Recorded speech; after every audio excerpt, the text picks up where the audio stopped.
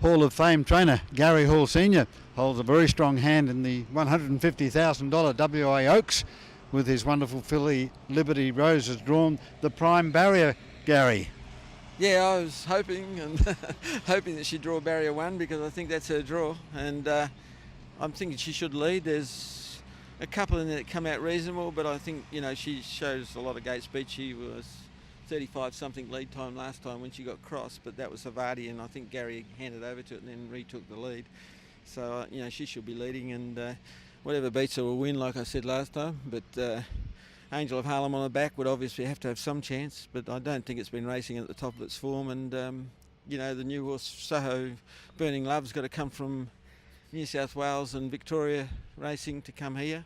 I suppose it can do it, but and any horse that's run second and third in 2 Oaks in New South Wales and Victoria would be very competitive here, you would imagine.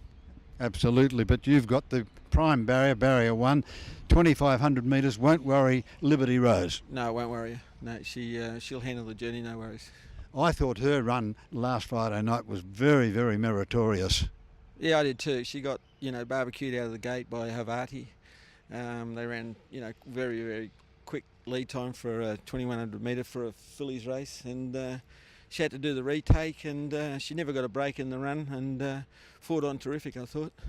And Detroit Lily, the filly who beat her last week, she's drawn barrier 5 here in the final of the Oaks. She represents a fair danger. Yeah, very fast filly, and obviously if she's, you know, not used out of the gate and she's got some sort of a position in the, you know, close handy, she's very dangerous. So all the best of the luck in the Oaks. You start off the program in the 3-year-old event, the first race, with One Off Delight, and that horse looks as though he's got a good chance. Yeah, it's not that strong a field, I don't think, Ken, but he's a nice little horse without being anything special. I'm saving, you know, I'm trying to get him ready for the WA size races, you know, later on, and I think they're in June. But that's a winnable race for him. I think it's not that hard, and there's a couple of nice horses in it, but he's got the barrier draw, so I'd say he'd be an each way chance for sure. Then we go down to race 3, Gary, and that horse is racing extremely well. Drawn barrier 5. I'm talking about whose idea was this? Is he drawn 5? Yes. Okay, yeah. Yeah. He can bounce to the front from there? Yeah, Wabi Sabi got crossed a couple of weeks ago by a horse, and whose idea is this? Very quick out, very quick, and yeah, I don't think he has to lead either. He ran home 54.5 from a sit last start, and he's at the peak of his form, and I think that's a little bit of a drop on class from what he's been racing in. Yes, I give him a realistic chance.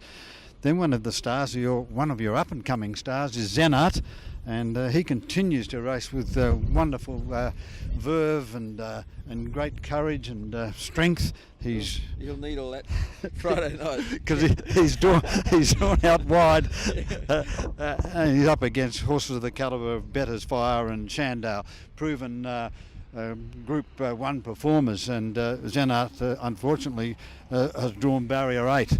Yeah, I think he needed a barrier draw inside of those horses to be competitive. I was hoping he might draw where he could, you know, get to the fence and have a good sit on him and see how he goes in that capacity. So I might put in a change of tactics with him and just go back and go up and just go to the fence and see how he goes. But I'll have to talk to the owners and that first. But yeah, it's a bit hard from out there for him, I think, with those type of horses drawn in the race. Campora's not going to have such a tough run because he's drawn the back line, the solitary runner off the back line in race 7, and it's a race that he should be prominent. Yeah, that draw suits him to, you know, like barrier 10 is a great barrier draw for him behind a horse that's liable to lead, Tri-Sun, and he always seems to get into the money when he draws those barriers off the rail. He's a good rails horse, so you know, I'm thinking he's a place chance for sure. And Gary, you've got 2 runners in race 8 in Chewer's Delight, the much maligned Chewer's Delight. What are you laughing for? Now you're going to take a fight at him. The much maligned Chewer's Delight, who's drawn barrier 3, and also Kamani, who's drawn the outside of the back line.